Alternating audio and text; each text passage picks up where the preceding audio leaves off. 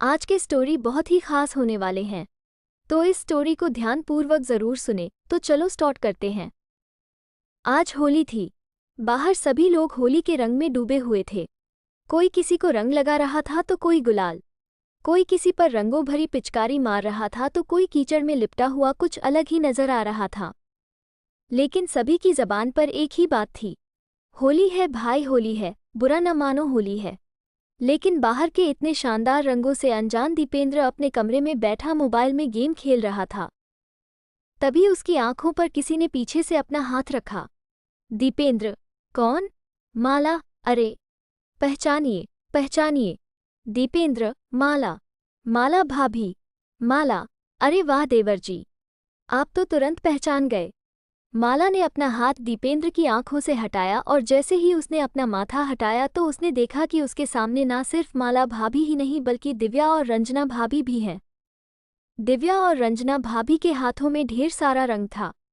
दीपेंद्र कुछ समझ पाता उसके पहले ही उन लोगों ने उसके चेहरे पर रंग लगाना शुरू कर दिया। तीनों भाभियां, होली है, होली, आज तो हम आपको ऐसे रंगेंगे कि रंग छुड़ाने में आपको कम से कम 10 दिन लगेंगे। हाँ, ये कहकर उन लोगों ने फिर से दीपेंद्र को रंग लगाना शुरू कर दिया। इस बीच माला भाभी ने बाल्टी में रंगों को घोला और दीपेंद्र की ओर देखते हुए कहा, माला, देवर जी, तैयार है ना रंगों भरी बाल्टी में डुबकी लगाने के लिए? ये कहकर माला बाल्टी के रंगों को एक पिचकारी में भरकर दीपेंद्र पर डालने लगी। दीपेंद्र, अरे अरे, हो गया भाभी, अब कितना रंग लगाएंगी? माला, अरे ऐसे कैसे हो गया? भाभी और देवर की होली भी भला इतनी जल्दी खत्म होती है क्या?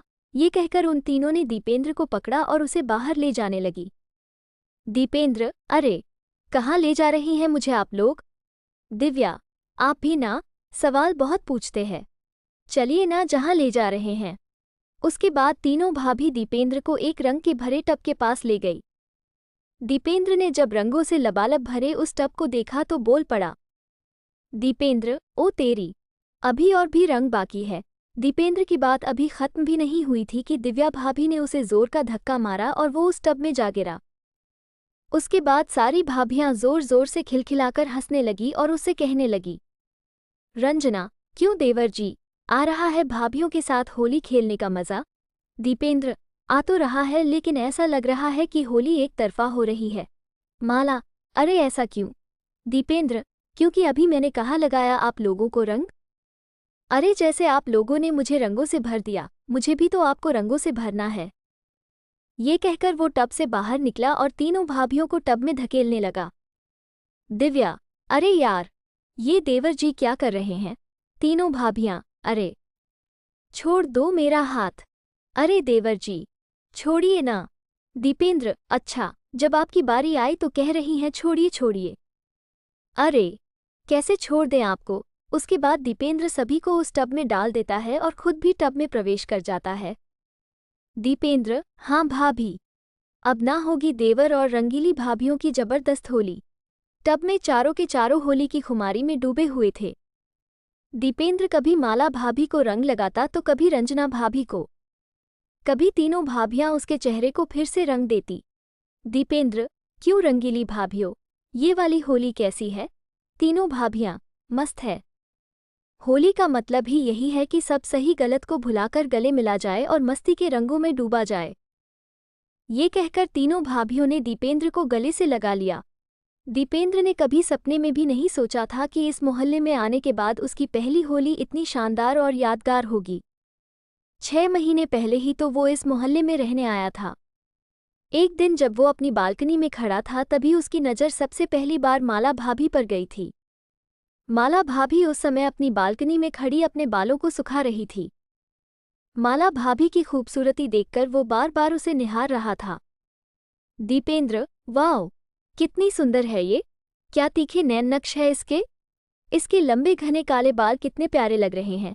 तभी माला भाभी की नज़र दीपेंद्र पर गई। दीपेंद्र और माला दोनों की नज़रें मिली। दीपेंद्र बिल्कुल झेप गया। तभी माला भाभी ने उसकी ओर मुस्कुराते हुए देखा और अपनी एक आंख दबा दी।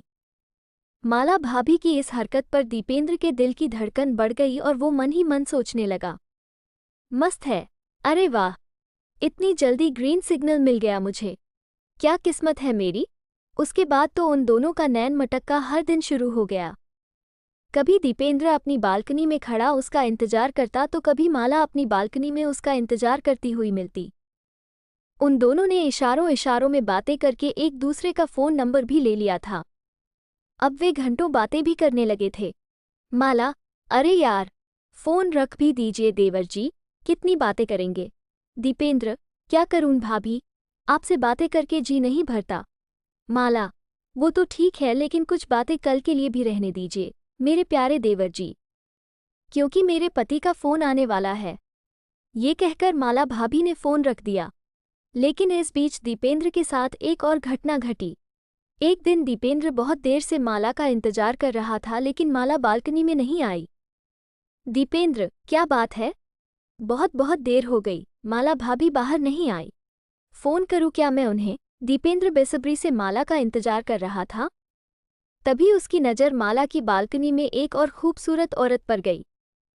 पहले तो दीपेंद्र को लगा कि वो माला ही है लेकिन फिर जब उसने गौर से देखा तो उसे पता चला। दीपेंद्र, अरे ये कौन है?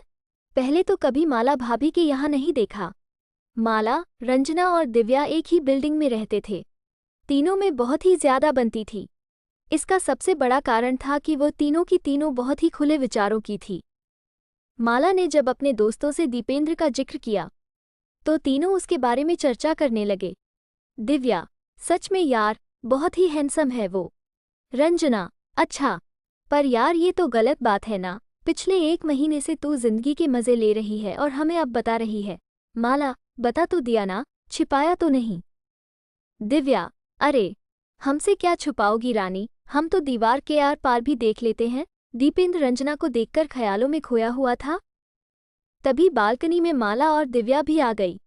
उसके बाद वो तीनों दीपेंद्र को देखकर मुस्कुराने लगी और उसे इशारों से मिलने के लिए बुलाया। दीपेंद्र जब पहली बार उनसे मिला और उन तीनों ने उसे जब ये बताया कि वे सभी उसे बहुत पसंद करती है तो दीपेंद्र के मन में लड्डू फूटने लगे। वो मन ही मन सोचने लगा, दीपेंद्र, वाह, इसे कहते हैं किस्मत का धनी होना। एक साथ 3 रंगीली भाभियों का प्यार। वाओ दीपेंद्र, क्या किस्मत पाई है। माला, रंजना और दिव्या के पति बाहर जॉब करते थे। वो साल में कुछ दिनों के लिए अपने घर आते और फिर वापस लौट जाते। उन्हें अपनी पत्नियों पर बहुत भरोसा था लेकिन वो उनके भरोसे को तार-तार कर रही थी। बहरहाल दीपेंद्र तीनों रंगीली भाभियों के साथ होली का आनंद ले रहा था।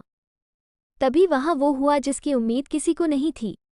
माला, रंजना और दिव्या भाभी के पति वहां पहुंचे और उन्होंने अपनी पत्नियों को इस बेशर्मी में दीपेंद्र के साथ देखा तो उन सभी का पारा 7वें आसमान पर जा पहुंचा।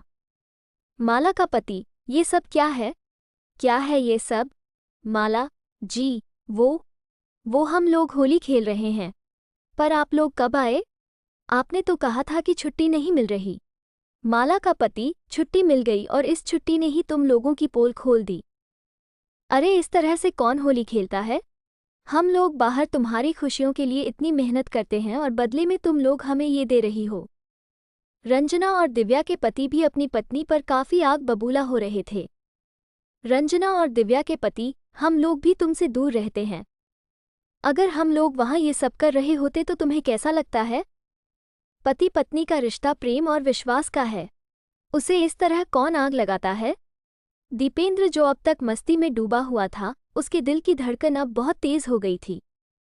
उसे लग रहा था कि उन तीनों के पति उसकी जबरदस्त पिटाई करने वाले हैं। वो भागने की ताक में था कि तभी माला के पति ने कहा। माला का पति, देखो, तुम लोग हमारे साथ खुश नहीं हो तो हम तुम्हें छोड़ देते हैं। तुम इस लड़के के साथ रहने के लिए आज़ाद हो। तुम लोग चाहो तो इसके साथ हमेशा के लिए रह सकती हो। हाँ। उनकी बातों को सुनकर दीपेंद्र ने कहा। दीपेंद्र, अरे ये क्या बात हुई?